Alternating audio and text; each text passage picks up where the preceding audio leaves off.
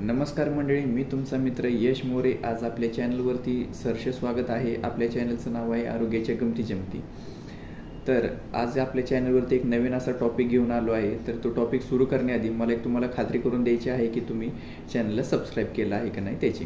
जर नसेल केलं तर नक्कीच सबस्क्राईब करा व आपल्या प्रियजनांनाही सबस्क्राईब करायला नक्कीच सांगा. तर टॉपिकचं आज आपण असा टॉपिक घेतलेला आहे की तुमची इम्युनिटी कशी बूस्ट कराल यावरती मी आजच्या टॉपिकमध्ये सांगणार आहे. तर टॉपिकचं पहिल्यांदा गोष्ट सांगायला गेलं तर इम्युनिटी बूस्ट कशी कराल हे मी तुम्हाला सांगणार आहे. तर इम्युनिटी बूस्ट करण्यासाठी म्हणजेच रोगप्रतिकारशक्ती वाढवण्यासाठी नारळ पाणी हा खूपच उत्तम घटक आहे.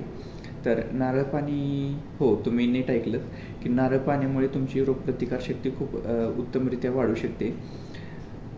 शरीरात पाण्याची कमतरता किंवा शरीरात पाण्याची लेवल जर कमी झाली असेल तर तुम्ही नारळ पाणी घेऊ शकता.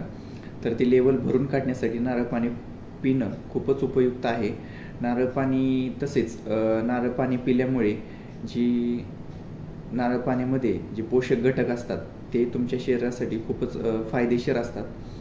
तर त्याचे पुढे फायदे बघूया आपण. नारळ पाणी पिल्याने काय काय होतं किंवा त्याचे बेनिफिट्स आपण पुढे बघूया. तर त्याचा पहिला फायदा असा आहे की आपल्या शरीरातील पाण्याची मात्रा जी पाण्याची लेवल आहे ती बॅलन्समध्ये राहते.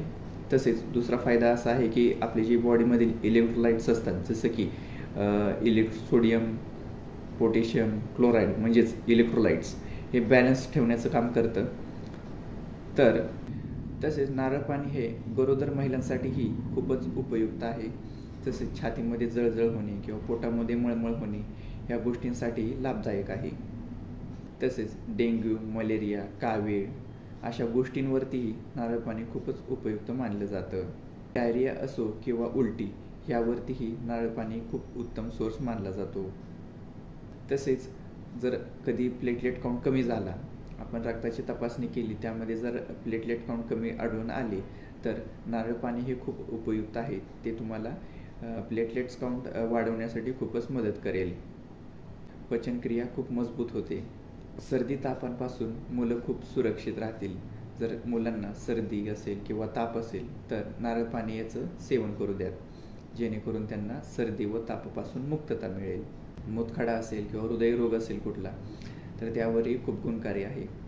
मूतखड्यावरती, हृदयरोगावरती खूपच गुणकारी असं नारळ पाणी आहे. जर डायबिटीज असेल, ब्लड प्रेशर असेल तर ते कंट्रोलही नारळ पाण्यामुळे होते. तर ही माहिती तुम्हाला कशी वाटली हे मला नक्कीच कमेंट सेक्शनमध्ये कळवा. चॅनलला सबस्क्राईब करायला विसरू नका. तर भेटूया पुढच्या भागात. थँक्यू.